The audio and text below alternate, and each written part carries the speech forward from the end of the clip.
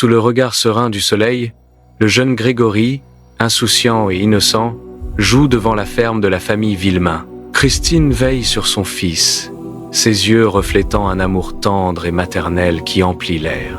La ferme familiale est un havre de paix. La scène déborde de l'innocence idyllique de l'enfance et de la chaleur de l'amour familial.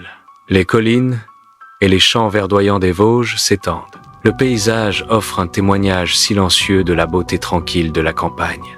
À l'intérieur de la maison Villemain, Jean-Marie répond au téléphone, ignorant la terreur imminente qui est sur le point de se produire. Une voix déformée et rauque envahit le calme du soir, proférant des menaces glaçantes qui fendent l'air.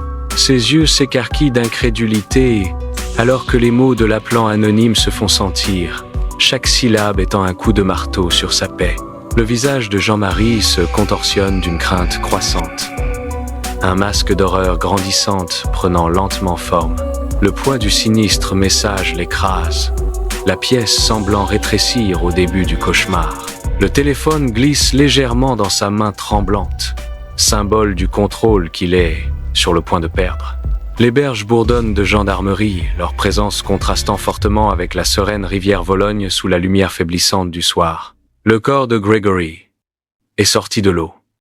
Une découverte sinistre de mains et de pieds liés. Christine s'effondre, son corps pris de sanglots convulsifs. Une vague d'angoisse déferle sur la scène alors que les spectateurs sont aux prises avec la brutale réalité. La consternation creuse de profondes rides sur les visages des officiers rassemblés.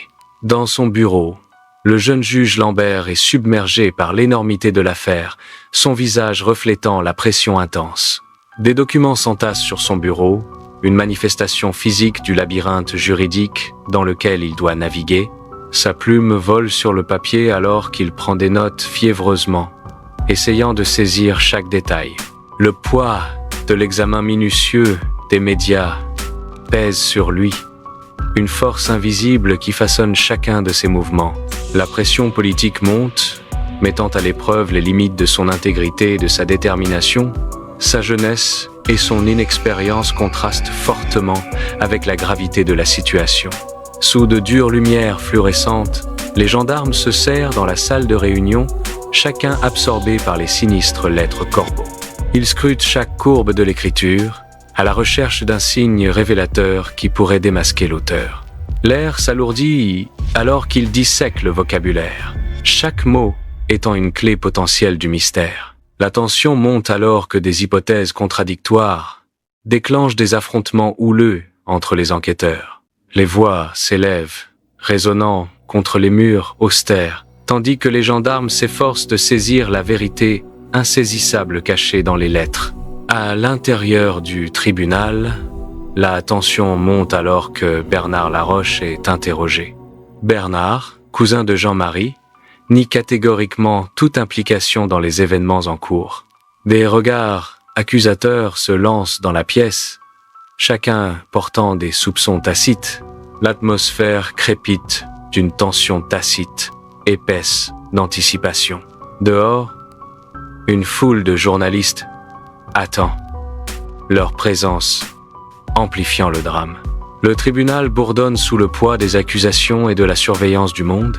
Dans la rue du village, la famille Villemain est implacablement poursuivie par les médias. Chacun de leurs mouvements est scruté. Un barrage incessant de flashs, d'appareils photos, capturant leur angoisse pour que le monde la voie. Les chuchotements se transforment en cris, alors que les rumeurs tourbillonnent, empoisonnant l'air qui les entoure. Les murs se referment, leur intimité est brisée, les laissant exposés et vulnérables. Christine craque, visiblement sous la pression étouffante, son moral faiblissant. Chaque instant qui passe entame sa force, la poussant au bord du gouffre. Jean-Marie se tient devant la tombe de Grégory, les années gravées sur son visage. Le cimetière s'étend au loin, amplifiant la solitude de Jean-Marie. Il fixe l'horizon, un cri silencieux coincé derrière ses yeux. Le chagrin et l'incompréhension tordent ses traits.